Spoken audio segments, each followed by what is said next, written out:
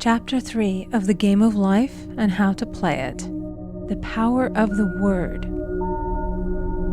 By thy words thou shalt be justified, and by thy words thou shalt be condemned. A person knowing the power of the word becomes very careful of his conversation. He has only to watch the reaction of his words to know that they do not return void.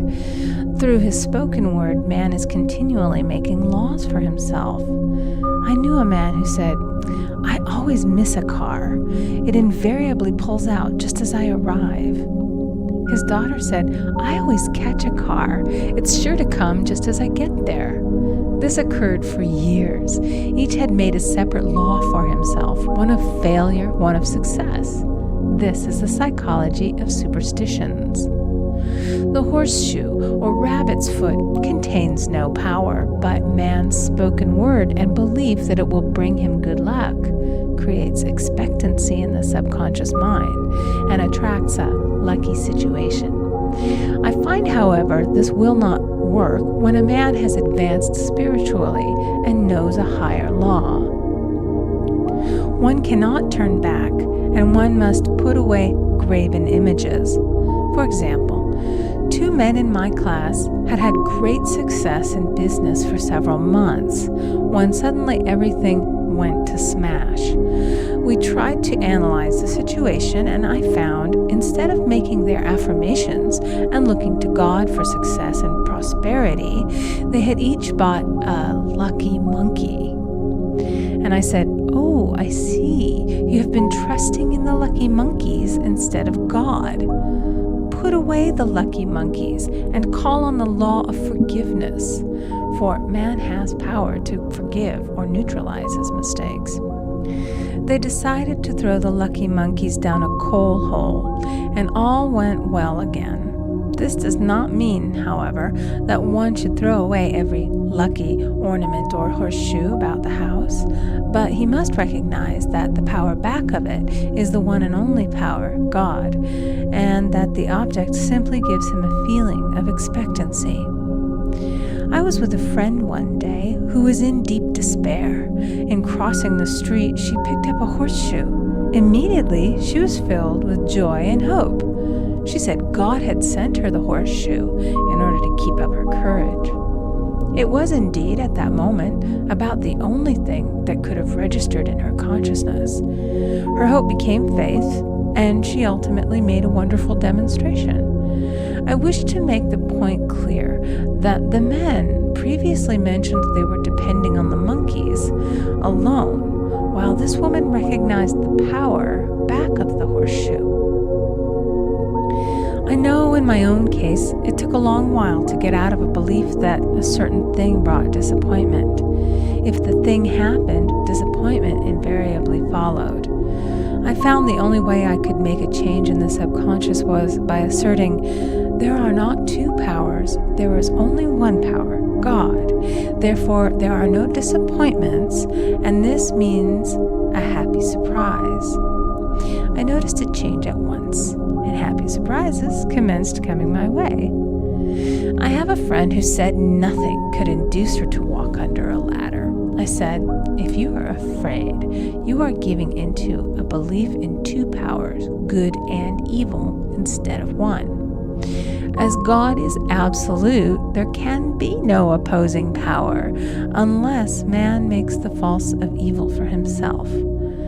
To show you believe in only one power, God, and that there is no power or reality in evil, walk under the next ladder you see." Soon after, she went to her bank. She wished to open her box in the safety deposit vault, and there stood a ladder on her pathway. It was impossible to reach the box without passing under the ladder. She quailed with fear and turned back. She could not face the lion on her pathway. However, when she reached the street, my words rang in her ears, and she decided to turn and walk under it. It was a big moment in her life, for ladders had held her in bondage for years. She retraced her steps to the vault, and the ladder was no longer there. This so often happens. If one is willing to do a thing that he is afraid to do, he does not have to. It is the law of non-resistance, which is so little understood. Someone has said that courage contains genius and magic. Face a situation fearlessly, and there is no situation to face. It falls away of its own weight. The explanation is that fear attracted the ladder on the woman's pathway, and fearlessness removed it. Thus, the invisible forces are ever working for the man who is always pulling the strings himself, though he does not know it. Owing to the vibratory power of words, whatever man voices, he begins to attract. People who continually speak of disease invariably attract it. After man knows the truth, he cannot be too careful of his words. For example, I have a friend who often says on the phone, "Do come to see me and have a fine old-fashioned chat." This old-fashioned chat means an hour of about 500 to 1,000 destructive words, the principal topics being loss, lack, failure, and sickness. I reply, "No, thank you. I've had enough old-fashioned chats in my life. They are too expensive, but I will be glad to have a new-fashioned chat and talk about what we want, not what we don't want." There is an old saying that man only dares to use his words for three purposes: to heal, bless, or prosper. What man says of others will be said of him, and what he wishes for another, he is wishing for himself. Curses like chickens come home to roost. If a man wishes someone bad luck, he is sure to attract bad luck himself. If he wishes to aid someone to success, he is wishing and aiding himself to success. The body may be renewed and transformed through the spoken word and clear vision, and disease be completely wiped out of the consciousness. The metaphysician knows that all disease has a mental correspondence, and in order to heal the body, one must first heal the soul. The soul is the subconscious mind, and it must be saved from wrong thinking. In the 23rd Psalm we read, "He restoreth my soul." This means that the subconscious mind or soul must be restored with the right ideas, and the mystical marriage is the marriage of the soul and the spirit, or the subconscious and superconscious mind. They must be one. When the subconscious is flooded with the perfect ideas of the superconscious, God and man are one. I and the Father are one. That is, he is one with the realm of perfect ideas. He is the man made in God's likeness and image, imagination, and is given power and dominion over all created things, his mind, body, and affairs. It is safe to say that all sickness and unhappiness come from the violation of the law of love. A new commandment I give unto you, love one another. And in the game of life, love or goodwill takes every trick. For example, a woman I know had for years an appearance of a terrible skin disease. The doctors told her it was incurable and she was in despair. She was on the stage and she feared she would soon have to give up her profession, and she had no other means of support. She, however, procured a good engagement and on the opening night made a great hit. She received flattering notices from the critics and was joyful and elated. The next day she received a notice of dismissal. A man in the cast had been jealous of her success and had caused her to be sent away. She felt hatred and resentment taking complete possession of her, and she cried out, "Oh God, don't let me hate that man." That night she worked for hours in the silence. She said, "I soon came into very deep silence. I seemed to be at peace with myself, with the man, and with the whole world. I continued this for 2 following nights, and on the 3rd day, I found I was healed completely of the skin disease. In asking for love or goodwill, she had fulfilled the law, for love is the fulfilling of the law, and the disease, which came from the subconscious resentment, was wiped out. Continual criticism produces rheumatism, as critical, inharmonious thoughts cause unnatural deposits in the blood which settle in the joints. False growths are caused by jealousy, hatred, unforgiveness, fear, etc. Every disease is caused by a mind not at ease. I said once in my class, there is no use asking anyone, "What's the matter with you?" We might as well just say, "Who's the matter with you?" Unforgiveness is the most prolific cause of disease.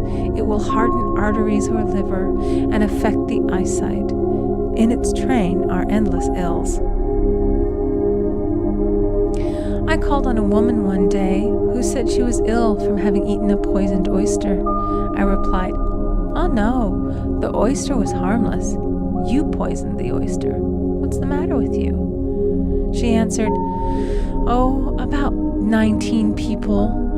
She had quarreled with 19 people and had become so inharmonious that she attracted the wrong oyster. Any inharmony on the external indicates there is mental inharmony. As the within, so the without. Man's only enemies are within himself, and a man's foes shall be they of his own household. Personality is one of the last enemies to be overcome, as this planet is taking its initiation in love. It was Christ's message, peace on earth, goodwill toward man. The enlightened man, therefore, endeavors to perfect himself upon his neighbor.